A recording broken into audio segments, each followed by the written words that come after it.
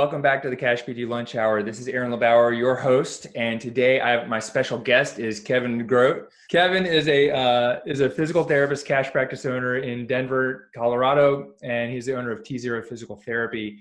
And are you in Denver, like one of the little small subdivisions or suburbs? I am renting space from a gym that has locations in North Glen, which is about 5 miles north of the town or north of the city. Yeah. And then also in Arvada, which is kind of northwest of Denver. Okay. Awesome. Well, why don't you just go ahead and finish introducing yourself? Because, like I've known you for a while, but it's like one of those things where it's like, I know Denver, but I don't know, and I know T0 and I know that you do triathlon stuff, but give us that, like, what's the specific thing that you do, who you help, and why are you doing this whole thing? Yeah. So I am originally from Southern California, which probably isn't the best place to start, but I moved out to Denver for physical therapy school, went to Regis, and kind of fell in love with Denver. Always thought that I was going to move back to California at some point, but I've since gotten married, and this seems to be the place that my wife and I want to kind of put down roots. And through my process of kind of figuring out who I wanted to work with, I ended up at a clinic in San Diego called Rehab United, which is an awesome multi-facility clinic, and they work a ton with triathletes. And I started realizing that my love of running, I'm a college soccer player, former college soccer player, turned into a runner. My love of running was awesome, but I loved the fact that triathletes had, more than just hips and knees that you could treat. And so it was really fun for me to look at kind of the collective, like, how can I establish myself as an expert in an area, particularly in a sport? How can I establish myself as an expert in a sport without just focusing on one area of the body? And so I started looking at triathlon, and I was like, man, these people are highly motivated. There's a lot of camaraderie, which there's not as much in the running world. You have running groups, but there's not as many running teams. There are not as many running like groups where everybody does kind of builds their life around that network. So I started looking at that, and I said, man, triathlon is something that I'm interested in, something that I enjoy doing. The group of people is really fun to work with. Most triathletes are really supportive of one another, and it's a growing sport. So I looked at that, and I also, living in Denver, the Denver Boulder area, surprisingly to most people, is one of the meccas for triathlon. And so when you look at the United States, it's really split between San Diego and Boulder as the two hotbeds of triathlon. And so I looked at this, I'm like, man, I love where I live. I love triathlon. Why not get to start a practice that's focused on treating triathletes specifically? So I've since kind of honed in on the 45 to 55-year-old female triathlete, somebody who is not really focused their whole life on athletics, but it kind of getting into sport later in life. I have a lot of kind of moms who their kids are off to college, and they're like, okay, I need to take care of myself. Mm-hmm. And so they're looking at starting running for the first time, starting swimming for the first time, and starting cycling for the first time. And like, I have no idea how to do any of those, let alone put all three together. And from there, I started my practice about 2 years ago, January of 2017. Started by going through the CashPT blueprint, which is how we got connected. Yeah. And I've also since started an online training program and training platform where I have athletes from across the country, where I do coaching. It's really small right now, but I'm starting to build a network of coaches that hopefully by January of 2019 we'll have the full platform ready to go and really start pushing online coaching services. That's great. So when you graduated PT school, and then did you go to San Diego for like a clinical rotation, or did you go there to kind of move back and go, no, this isn't it? Like, what happened like between graduating and doing that and developing this whole thing? So I've lived in I'm 30 and I've lived in probably, I think this is my 19th address that I've lived at in my life. I lost count. Yeah, it's crazy how many places that I've moved. And so when I was in PT school, I was like, I think I want to move back to California, but I'm going to try different places. So I did a rotation in San Diego, a rotation in Washington, a rotation in Casper, Wyoming, and a rotation in St. Louis, Missouri. And I got offered a job at the place in San Diego, and I looked at the benefits package and I was like, I can't live in San Diego for what they're offering me, with a couple $100,000 in student loan debt. I can't do this. Right. And at that point, the cost of living in Denver versus the cost of living in San Diego was extremely different, and got offered a job that I was making more money in Denver, was really excited about where I was going to work. And really, I've had two pretty crappy jobs since graduation. And that basically forced me the direction of, all right, if it's not available for me to just walk into a clinic and get to treat clients how I want, how am I going to establish something that gives me the lifestyle that I want, gives me the ability to treat clients the way that I want, gives me really the ability to go back to the way that I learned it in school and actually apply the things that I learned, as opposed to just cranking out numbers. Mm-hmm. So that could be a whole podcast in and of itself, is my journey from graduation to where I'm at now. But right. That's awesome. So tell us, like, what was the pivotal turning point where you were like, I got to do something different? Was there something that happened, or, like a day where you were finished and you were like, oh, this isn't happening anymore? Like, what was that? It was kind of a combination of, I remember three particular moments. And I had a okay job where I was making good money, was decently well respected, was directing a clinic. I saw that I was making less than 10% of what I was billing. So that was number one. I was like, wow. Oh, wow. You were making less than 10% of what you were billing. Mm-hmm. I was like, this is great. I'm at the point where, I'm seeing somewhere between 80 and 100 clients a week. It was billed through a physicians group, so higher reimbursement rates because of physician codes, just cranking out numbers. And I realized that my plateau, I was basically at a plateau. I wasn't going to make much more money. And I was just constantly trying to catch up. I was seeing too many clients. I would go home and I would do paperwork until 9 or 10 at night, wake up and do it all over again. And just the lifestyle that I wanted, I wasn't being healthy. I wasn't healthy at all. It wasn't sustainable. So that was number one. Number two is I had moments where working very closely with physicians was really good most of the time. But I remember a time when I had a client who was diagnosed with plantar fasciitis, and I tried to explain how we were going to do, I was going to look up the chain, make sure that they actually had plantar fasciitis. And we did some lumbar stuff and some hip stuff, and their plantar fasciitis got so much better in the first visit, and they had it for a year and a half. And so this woman goes back to her physician, who wasn't very happy with the fact that I told her she didn't have plantar fasciitis, and he came and you just reamed me for the fact that I contradicted his diagnosis. I was like, well, I didn't really. I told her she had pain in the bottom of her foot, but that probably wasn't what was the actual issue. So I realized, okay, I'm working more towards appeasing him than actually for my client. And then the last thing is another experience where, long story short, it was basically told, because we were working for the physician group, working with the physician group is how it should be. But I had a disagreement about something on my schedule and the way that something was handled by the front desk, and asked them to do something a little bit differently, just keep me in the loop. And my boss at the time looked at me and he's like, you got to remember that you work for them. And I was like, I don't work for the front desk person at a physician's office. Like, this isn't what I'm talking about. Right. And I realized that the respect level there it just wasn't there. And so, like, all of these moments where I'm like, okay, I'm working for somebody else, not my client.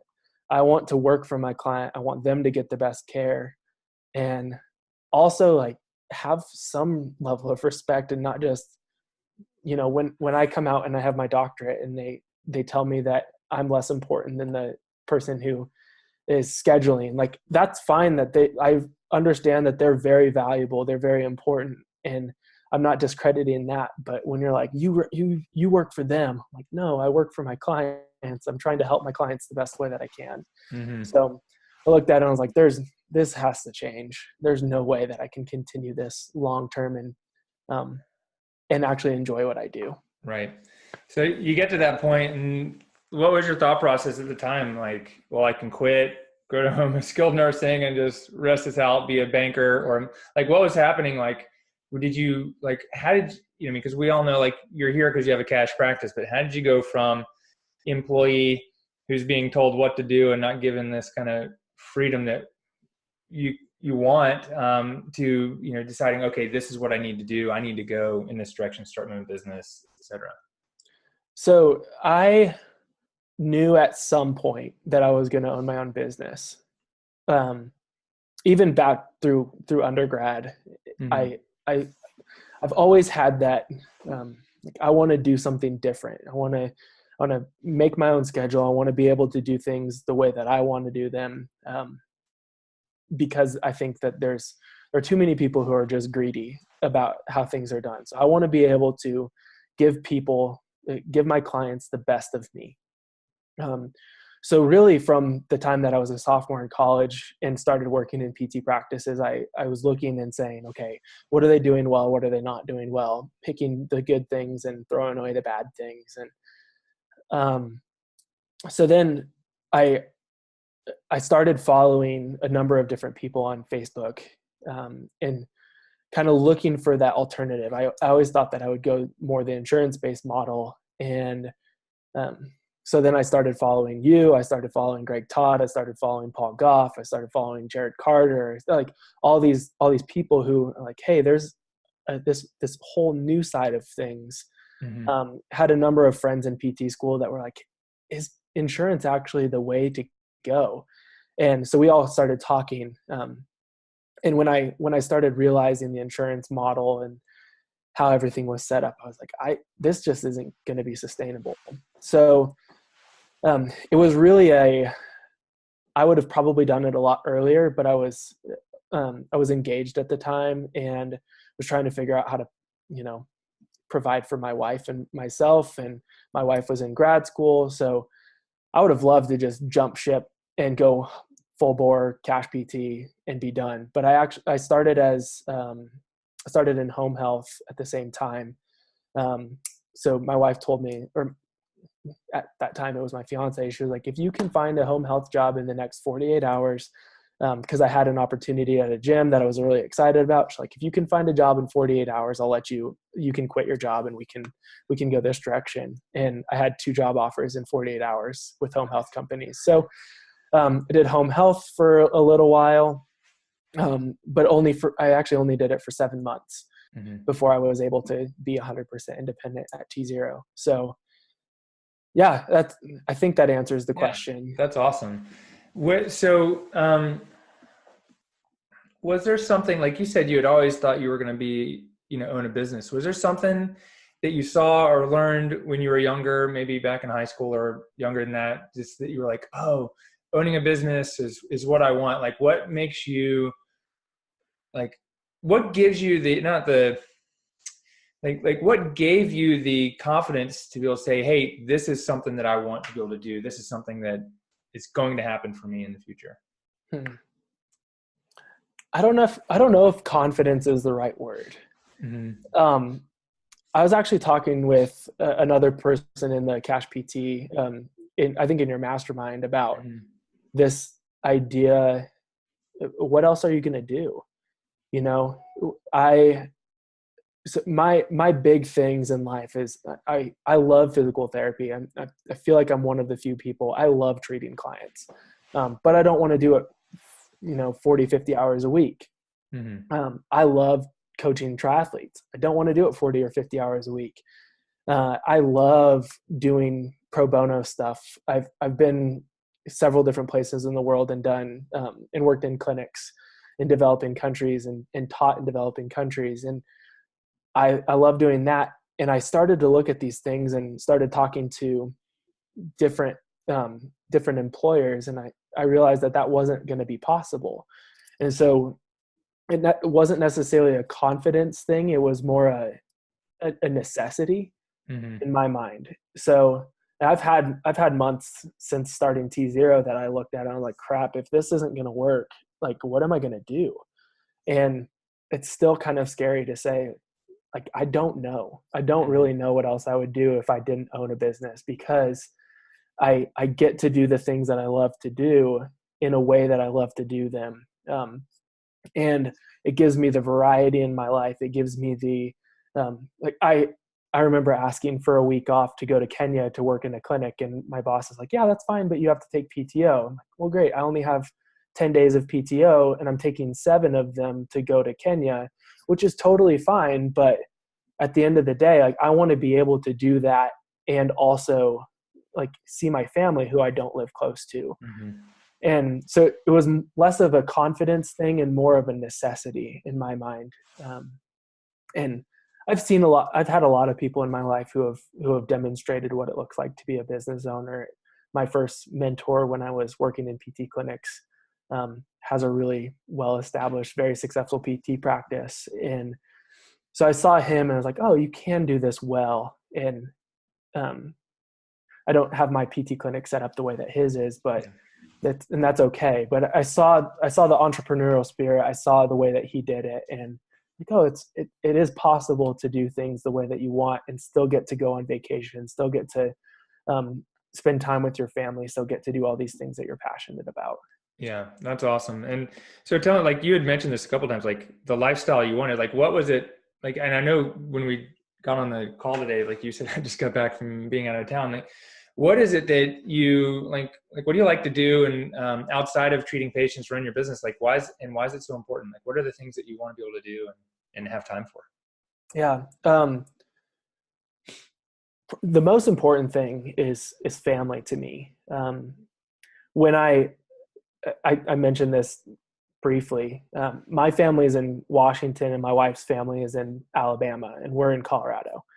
So we don't have any family close to us. And so looking at that and saying like, okay, if I want to be able to see my family more often than just for Christmas and Thanksgiving, I have to be able to kind of tweak my schedule certain ways. This sounds weird. I don't have kids right now, but I'm trying to build something that when my kids have, my future children have soccer games, like I can go to their soccer games whenever they're at. If they have stuff at school, like I can be there for them. And so number one is family, keeping that as the priority. From there, I love traveling for races. I love riding my bike. I love swimming. I love running, all that kind of stuff. I'm really active in the church that my wife and I go to. So getting to do more with church, getting to do more with my family, getting to do more with kind of the sports that I love. We love to travel. I've been all over the place this year, which has been really, really fun. So that's probably the primary things. Yeah, that's awesome. What are you doing to set up your business? What have you done so far that's allowed you to travel so much this year? And what are you doing to make sure that your business is set up so that you have the time when you want it, for family and kids and, shuttling them around town when all of them have different things, Yeah. I think one of the biggest things that allowed me to get into the point where I was only working at T0 was letting people feel like they're a part of something. I've said this, I've been on a couple different podcasts and I've said this every single time. Let people feel like they're a part of your growth. So many people that I meet, they're like, that's so cool that you own your own business, because I think more people would love to do this, but they're just terrified. Yeah. And so I look at it and I say, hey, clients, like, here's what I'm trying to do. Here's why I'm trying to do it. It's for your betterment. It's so that I have the life that I Like I can spend time with my family. They're like, yeah, I wish that I could spend time with my family. So letting people be a part of something that is growing is kind of challenging the status quo, because a lot of us will look at it and say, the way that it is right now is not good. What are our other options? And I'm saying, this is another option. Like, I want you to be a part of this. I want you to benefit from the quality of care that I can provide if given the opportunity. Along with that is when I say like, hey, I'm going on a trip with my family, they look at me and my clients will be like, yes, absolutely. We want you to go on that trip because we see the importance of that quality of life. Of, if you're not taking care of yourself, how are you going to come back and take care of us? And so letting them see, like, I'm doing this because it's good for you, it's good for my well-being, and because it's good for both of us, now everybody wins in this situation. So that's kind of the overarching thing. And then I have not messed around with mentorship is probably the biggest success that I've had. Like I said, I've worked with Paul, I've worked with you, I've worked with Greg. I am on the phone almost every week with a couple different people, just talking about business and making sure that we're discussing what's going well, what's not going well. And I think isolationism is something that kills businesses. And like, I just have to focus on myself. And when this is challenging for me, but when I have something that's tough, I make sure that I reach out to people, make sure that I talk to my mentors, make sure that I find somebody who's done it before so that they can at least guide me close to the right direction. Otherwise I would waste so much time and money just floundering. So I've spent a good chunk of change in the last 2 years on mentorship. And I would say that that's the best money that I've spent. Yeah, that's awesome. That's great. Yeah. What would you, let me just go into this, because I think this is about the mentorship thing that people miss sometimes. What would you say is your return on your investment for the amount that you've invested in yourself? Like how do you measure that? How do you measure your return? How do you measure, like, what is it, what is it you've experienced in growth and success because of the mentorship, directly or indirectly? Oh man, it's hard to put a dollar amount on it. Like we talk about 10xing your business, and it's hard for me to put a number on it because I'm a relatively new business owner that has worked with mentors from the start. When I first started though, I was like, I want to just be the general orthopedic person, and really niche down to, I want to work with triathletes, and even more specific than that. So that's been absolutely invaluable. I went from struggling to find clients in the Denver area to, I've had clients who have traveled driven 7.5 hours to see me because I made myself the triathlon expert in Colorado. Or am trying to make myself the triathlon expert in Colorado. You are already the triathlon expert. Yeah, that's my goal. Is I want people to think T0 when they think triathlon. It's like, oh, you have to talk to Kevin, or you have to talk to T0. So niche down way more than I ever thought that I would. That's number one.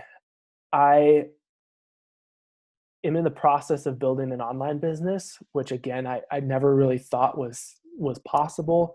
But I realized that was a necessary next step, to be able to not just see the same clients over and over again as patients, but be able to offer them continuity of care, be able to work with them for the next 20 years, hopefully. So that business has been directly because of mentorship. I would say I wouldn't have grown much at all this year, I don't think, had I not worked with mentors, and I've almost doubled my business in the last year. Wow. So that's awesome. which is, that's huge. And hopefully, again, we'll be starting the next section of the business in the online coaching, and that has the potential to do really, really well. So Mm-hmm. I would say at least doubled my profitability, and if not significantly more than that. So Right. That's awesome. So tell me, like, where are you going? Let me ask you this first. So where are you going? Where do you see yourself in 5, 10 years? Is it just you and the online business? Or are you thinking, okay, hire some other PTs, other staff, grow and scale clinic and online? What's your focus and where are you headed? So again, probably the two sides of it. So the online business, I have 16 different coaches from around the US that are all specialists in certain areas. Mm-hmm. So I looked at it and I said, triathletes want specialized coaching. But to find somebody who's a specialist at swimming, biking, running, nutrition, psychology is pretty difficult. So do you hire one person for each discipline, or do you hire a team of coaches that can train you collectively? So I started bringing in cycling experts, running experts, nutrition experts, swimming experts, etc. And we've been building a platform. So that's the number one thing for that is I'm not necessarily hiring somebody, but I'm collaborating with a number of different people, and then we'll hopefully be able to grow that. Not entirely certain where that'll go, but my hope is that will look like I've been told a lot. It looks like the ICE model, where there's different specialists in each area and you kind of collaborate to make one. Mm-hmm. From the brick and mortar side of things, I would love to have a multi-sport training center, wellness center that's focused on physical therapy, nutrition, psychology, everything. So not in just the, like, they're there, but actually have it built into the model. So one of the cool things about CashPT is if I charge $200 a session and build it in that I, like, every sixth visit, you get a visit for free with the psychologist, that's great. I can do that. And so that's kind of what I want to do, is have more of a team approach, because I've seen so many people who would benefit from, like, all right, you've been out of your sport for 3 months. We're on the right track, but how are you dealing with this emotionally? Like, Mm-hmm. go talk to the psychologist, go talk to the counselor. We can collaborate, more of a team approach. How is what you're eating affecting how you're recovering, and really gearing everything towards collaboration. Yeah, that'd be awesome. I was just thinking back. I was like, damn, when I used to race, I used to race bicycles, right? Mm-hmm. We talked about this. So there was a time at which, like, one, I tried everything, like nutrition wise. My nutrition was crap compared to what it is today. So I'm like, well, if I actually ate real good food back then, how would my engine have run? But there was one summer where I was, like, depressed. I was like, I wouldn't call it clinical depression. Every time I got on the bike, for like a month, I was like, what is wrong with me? Why am I doing this? Blah, blah, blah, etc. And I got into, I even, like, was at a race across the country, and I sat down, I pulled off the side of the road out of the race. I was like, I can't do this anymore. Well, it turns out my bike was broken. I had a crack in the tube, but I had no support. Like, my team, we had no support. I had no access to mechanics. I was my own mechanic. I didn't have access to, like you said, like a psychologist or, PTs, like, all this stuff would be awesome to have that. So I was thinking, like, wow, I wish I had that stuff. Yeah. I wanted to share that story because it was like, it was one little thing that was out of my physical control, was affecting me physically and emotionally in a lot of different ways that I think our patients are experiencing, that we can help them with. And that kind of environment, I think, would be amazing. So. Yeah. I'm really excited about that online platform. I think just the people that I've talked to, who, it's like, yeah, you're a good runner, you're trying to build endurance, but you don't have any sort of coping skills in regards to, like, when things get tough, which they're going to, like, what do you do? And so you build and build and build and build and build, and then one thing just completely derails you for the whole race or the whole season, because you haven't been given the opportunity to develop those skills. So yeah, and it just fills this kind of middle ground between the professional athlete who has all the sponsorships and somebody who's just buying a training program for $100 and like, all right, well, I'm going to train for an Ironman and I'm just going to do all these different things because that's what the paper tells me to do. Right. How can we actually walk alongside of you to maximize the effect that training program has on you, and then teach you to actually do this well so that you enjoy the sport and it's not just a seasonal thing where it's like, okay, I'm going to train for 3 months and then I'm going to not do anything for 9 months. And we just yo-yo back and forth between happy and healthy and sad and depressed. Right. So, right. And is it a plan to integrate this with your current clinical offerings? So like, are people like, I don't want to say graduating from PT in air quotes, because people don't graduate from us. They get to a point where they want, but they always stay. We try to keep them in our family as patients. But are you transitioning people saying, okay, let's get you into the online program? Is there like is that a thing that you're doing, getting people to go back and forth between the two, or are they just separate entities? No, they are very much in line with each other.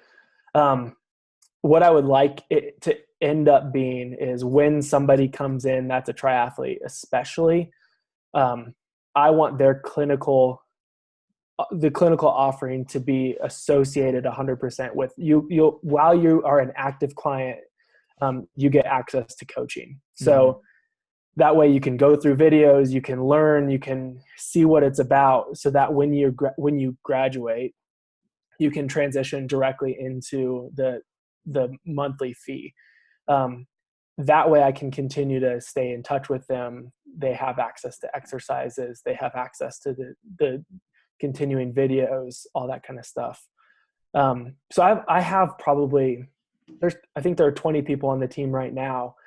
And of those people, probably 10 of them have been clients in the past in the clinic, and they just kind of bounce back and forth, which is so helpful too, because then they're not spending 6 weeks waiting for something to heal that like I could take care of in one visit, and it would be much easier that way. Like don't waste time, like come in right away, have me take a look at it, and then you're back to full training much quicker. So I love that side of things where they're starting to realize that I am their go-to person for every question that they have. And they'll ask questions on a question and answer live. Like, hey, my foot's been bothering me. I'll try to answer it. And if that doesn't work, it's like, hey, come in tomorrow. So it's been really good to have that continuity of care. That's awesome. How do you have that? I guess just a few technical questions. Is like, how do you have the membership program set up? Are you using, you got like Facebook groups? Are you doing monthly recurring payments? What are some of the details about how that's set up and maybe, integrates with the business? Yeah. So I have, the whole platform is built on Kajabi. And so that's recurring monthly fees. If you do a one-time fee every year or a yearly fee, then it ends up getting you a triathlon kit, which is awesome too. Oh, dope. Yeah. That's a great incentive. Yeah. So it's like you pay, it ends up being $780 for the year. If you pay the $780, you get a $200 triathlon kit, which is free marketing for me. Well, it's relatively inexpensive marketing for me at the end of the day. So from there, I have monthly fees, and you can buy the triathlon kit separate. So that's all through Kajabi. That also, I have that getting you a small discount for clinical stuff with me as well. And then I'm doing, because I want more touch points, more of a hands-on walking you through the program, walking you through training.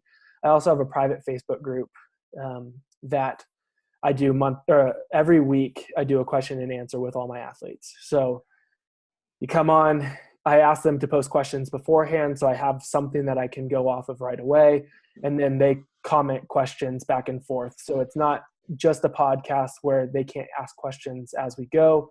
It's more interactive, which has worked out really, really well so far. And then my kind of feeder is the triathlon injury support group.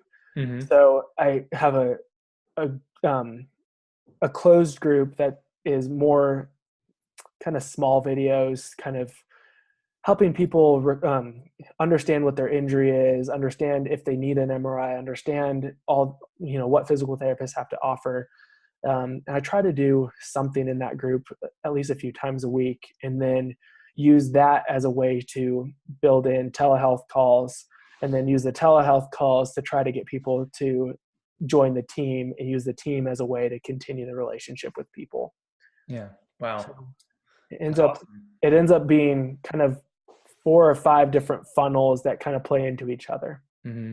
And you have people, so you're this like membership, like program, online business is a team. I mean, so it's a team, like you're marketing it as like, you're joining my team.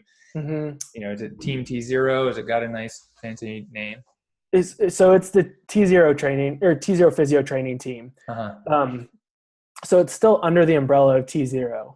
And like I was saying, I don't like the word franchise, but what I would love to have is, with the 16 coaches that are from around the country, I would love for those people to have a local chapter team, so that they can build a local following, so that it improves their business as well. So we have the national or international T0, which helps them have the kind of the infrastructure, the larger infrastructure, grow and develop as a name. And then from there, now all of a sudden their PT practices in Milwaukee and Chattanooga and Gainesville, et cetera, can start to improve because they're associated with this larger thing. Oh, nice. That's awesome. So that's great. It's not just an online team. Obviously there are some people, I have somebody who lives in West Texas who I don't have a coach anywhere close to West Texas, but she still is a part of an online program. She's more of an anomaly at this point, but I want there to be, 30 or 40 people in each location that I have a coach, so that they still have the like in-person nature of a team, of being on a team, but then also have the infrastructure of a larger group. Yeah, that's cool. When I was racing, I had my local team that I raced with, but my coach, we just did phone coaching. Yeah. It was almost like email was around. I mean, I'm not that old, but it wasn't like email was what everyone did. We just had a call every Monday night. Yeah. And it was great and it worked, and we live 3,000 miles apart. And I think it sounds to me like this is something that can be really huge for a lot of people and very helpful. And I'm excited. Yeah. That's great. Yeah. I like to say that I'm cautiously optimistic. It's like, okay, don't get too crazy, but yeah, it's been really fun to build. It's been a lot of work, but it's been really fun. Yeah. What if, so for someone who's thinking about starting an online business like that, what's the one thing that you think that they need to make sure that they do before they get started with like an online coaching or membership program type of program that you have? Oh man. My big mistake was that I tried to do everything on my own right away. So I bought Kajabi and I made a website and I uploaded all the videos, and then I tried to scale more. I was like, crap, I just screwed this up, and I just messed everything up. So then I ended up using Louise as a virtual assistant and having her redo my whole program, which I'm sure was frustrating for her because she's like, yeah, you didn't do this right at all. So I ended up wasting a ton of time, a ton of money, because I tried to do it by myself instead of finding somebody who actually knew how to do the online, like building a website. That's number one. And also for me, I love the fact that I've coached for a number of years. So I've coached really since I graduated PT school. And when I got those training clients, I told them, hey, here's what I'm trying to do. Would you like to beta test everything? And so that was my original group of people. So I was doing videos and I was uploading them to my Kajabi page, and they could go on them and see, like, does this make sense? Is there something that is missing? Can you ask questions so that I can make videos specifically for you?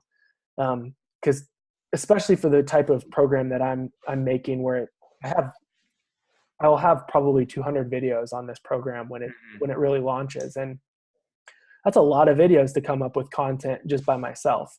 But having those people who are asking questions, that was doing private coaching, and then saving those videos and then uploading them as though I was coaching somebody else, was really, really helpful. That's awesome. That's awesome. I want to shift back to your kind of brick and mortar clinic a little bit and ask kind of basically the same thing. Like what was the biggest struggle you had getting started, and is there something that you would do over again if you were starting from scratch today? Yeah. The biggest struggle, I signed a contract with a gym and my overhead is ridiculously high. I didn't know what I should expect, so I was excited about the prospect of having my own practice. Real estate prices and rent in Denver is pretty high in general. So I was looking and saying like, oh, well, I'm happy with spending $1,500 a month on a room in a gym. And then I started to talk to more people and I was like, man, this is not really financially responsible to spend $1,500 a month on rent. And then along with that, if I would have known right away who my target population would have been, I wouldn't have signed a lease to work in the gym that I'm at, because that's not their target population. So there wasn't as much collaboration as I would have liked there to be either direction. Like I didn't feel comfortable sending my clients to them. They didn't have the clients that I really wanted to work with, and their price point was very different than mine.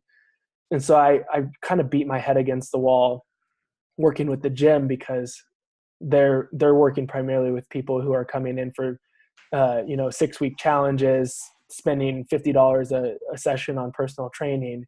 And I'm coming in trying to work with Ironman athletes and charging $200 a session. Those price points are very different. So it causes those people to look in and say, like, why would I pay that much? So it's just harder to educate around that versus finding a gym that was really high quality, really focused on the same type of person that I'm focused on. I think I could have collaborated a lot more right away. Yeah. What's been the number one thing that you've done to get new patients in? Like, how are you going out and marketing your business? Is it just by, focusing on triathlons, or is there triathletes? Is there a specific strategy you've used to get in front of them that's worked better than others? Yeah. When I graduated from PT school, I joined a triathlon club. There were probably 95 people on the triathlon club that I joined right away, and I was just there. I tried to answer some questions, tried to go on bike rides with people, tried to go race with people, tried to do all those different things. Gave free PT because I didn't have a place to go and I didn't know what I was doing. So I gave free PT away to certain people. I just was with that group and tried to be an active part of that group.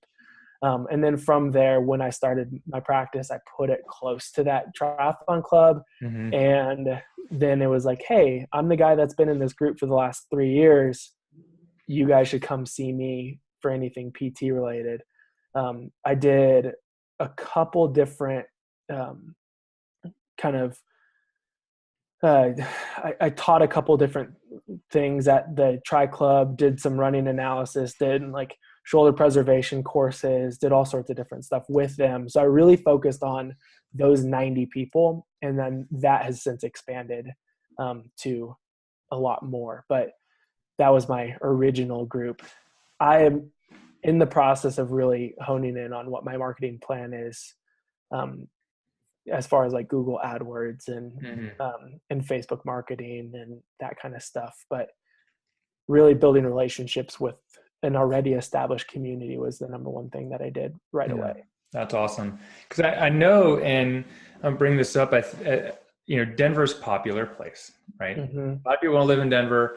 And I know I've worked with a lot of people in Denver. And when we were out there a few months ago, we saw you and a whole bunch of people. And it's like, oh, there's a lot of PTs in Denver, like cash-based physical therapists in Denver and Boulder.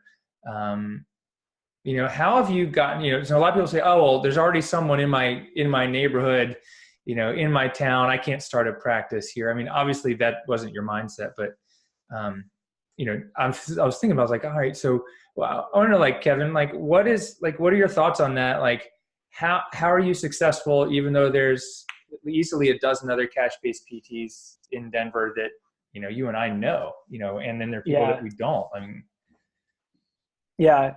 I think you talk about every one of the mentors that I've worked with talks about the abundance mindset. Um, I would have to look at my numbers, but it's actually crazy how few people it takes to have a successful practice. mm-hmm. Um, and I didn't realize that right away. And then I started running the numbers and I was like, I only saw like 100 different people in the first year that I was open, and I Mm-hmm. did fine. And so I used to think that like I had to have 300 new clients every year in order to be successful, and that's just not the case.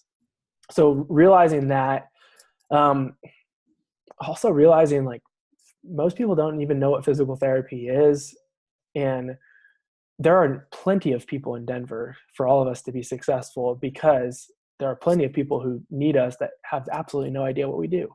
Right. And so I was talking to Zach Harmon, who I know has worked with you. He's in Denver, and we were talking. We work with very different clients, right? He works with CrossFit.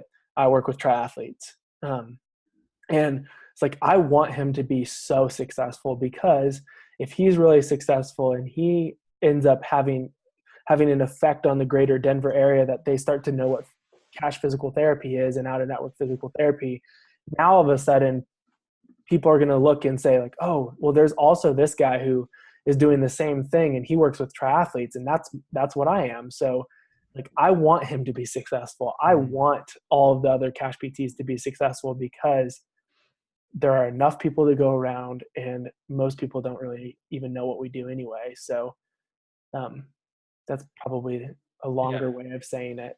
Yeah. I mean, absolutely. Even when I was in San Francisco, it was like everyone and their mother was a massage therapist. I'm like, well, Yeah. there's a million people in like 18 square miles. Yeah. And I think looking outside the box on what you offer is really, Right. really important too. Yeah. So I had a client who she moved into the Denver area, kind of like, I won't call it a midlife crisis, but kind of that like type of thing, like moved from the Midwest to Denver, just wanted to experience the Denver life, wanted to go hiking, wanted to go rock climbing, and wanted training. And she didn't want to work with a personal trainer because she had had a bad experience in the past. And historically, I'd have been like, that's not my thing. Like, I can't do training. I'm not a trainer. Mm-hmm. And she's like, this is what I want though, is like, I want you to help me understand how to move well. And so I started training her 3 times a week, because that's what she wanted. And we were progressing. Everything was going well. I wasn't doing physical therapy in the rehab sense. And so I shifted my focus from like, I'm offering a very, very, very narrow kind of service to, I can offer so much as a physical therapist. And there are people who are willing to pay for those services.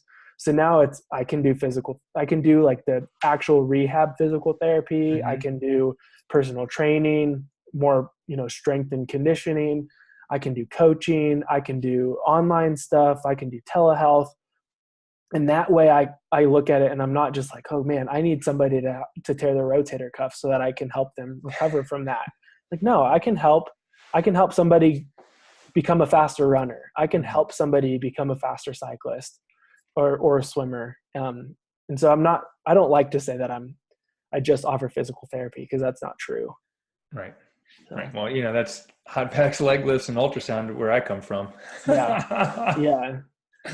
So that's awesome, Kevin. That's really great. So is there anything else that you think is important to share from your experiences, especially for someone who's just getting started, or maybe has started and struggling to find their footing and get their business off the ground? Yeah.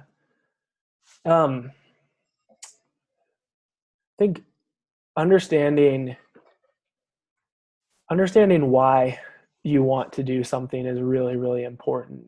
Um, Not just like I want to make money, but having some sort of impact, having some sort of meaning in what you do helps you understand that when there's tougher times, it's easier to just sit through those and not really get bent out of shape. That's number one. Number two, be objective. I'm notorious for this, where I'll be freaking out. I'm like, oh my gosh, this month has sucked. And then I'll actually look at my numbers and I'll be more objective about it. I'm like, oh, actually this month was decent. Like this month was actually pretty good. So don't let your emotions get the best of you. Like really focus on objective growth. Make sure you're tracking things, which most people don't do when they first start. They're like, oh, it'll work out. Like, no, you got to track stuff. And then what was I going to say as the last thing? Let your tougher times push you towards something. The harder months that I've had have been the months of the largest amount of growth, ultimately, where I look at some of the systems that I now have in place, like, oh, that came out of, January of 2018, where it was really crappy, because I realized that those downtimes were giving me the freedom to actually do something in my business, so that when I'm actually working with clients, I have something that's continuing to work for me, as opposed to just getting emotional or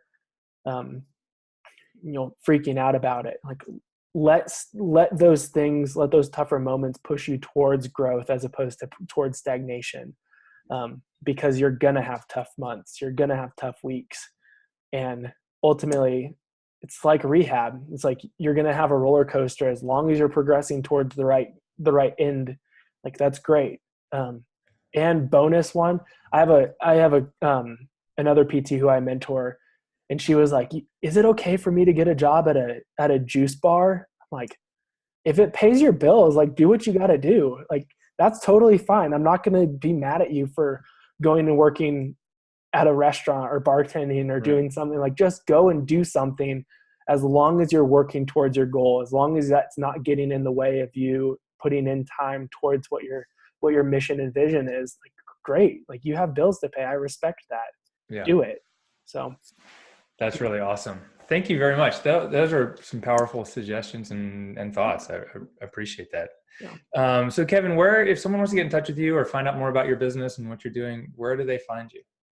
So the biggest areas, Instagram, Facebook, at T0 Physio are the two. And then the Triathlon Injury Support Group is a great place to get connected.